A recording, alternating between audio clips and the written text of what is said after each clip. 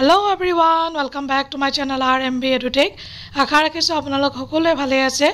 আৰু ইতিমধ্যে আপোনালোকে নিজৰ হয়তো আনসাৰ কি চাই গম পাইছে যে কাট অফ কিমান যাব পাৰে আৰু এতিয়া কাট অফটো গল বাৰু কোনে কিমান পাব এটা অনুমান আপোনালোকে কৰিব পাৰিছে ইতিমধ্যে বহুত ভিডিও আপোনালোকে পাইছে ইউটিউবত আৰু মই এটা ভিডিও দিছিলো কাট অফৰ এতিয়া এই ভিডিওটো আমি আলোচনা কৰিম যে এক্সপেক্টেড ৰিজাল্ট ডেট APSC যেটো প্ৰিলিমছ হৈ গল তাৰ ৰিজাল্ট কেতিয়া দিয়াৰ সম্ভাৱনা আছে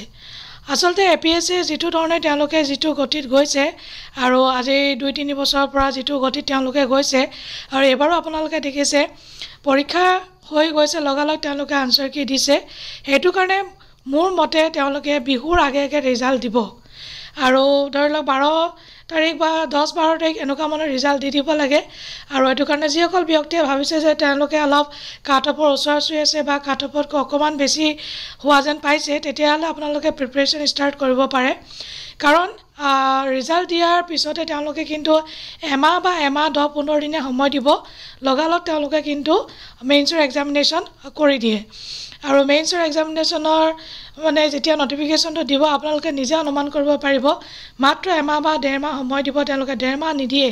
আজিকালি তেওঁলোকে এমাহে সময় দিয়ে এতিয়া যেহেতু ইলেকশনৰ সময় মে মাহটো ইলেকশনৰ সময় আৰু আপোনালোকে গম পাইছে UPSCও পোষ্টপোন কৰিছে যেহেতু ইলেকশনৰ কাৰণে হেতু কাৰণে জুনৰ শেষলৈ বা জুলাইলৈ মেইনছৰ এক্সামিনেচন হোৱাৰ চান্সেছ বহুত বেছি যিসকল সিৰিয়াস ক্যান্ডিডেট আছে তেওঁলোকে ভালদৰে প্ৰিপাৰেচন কৰক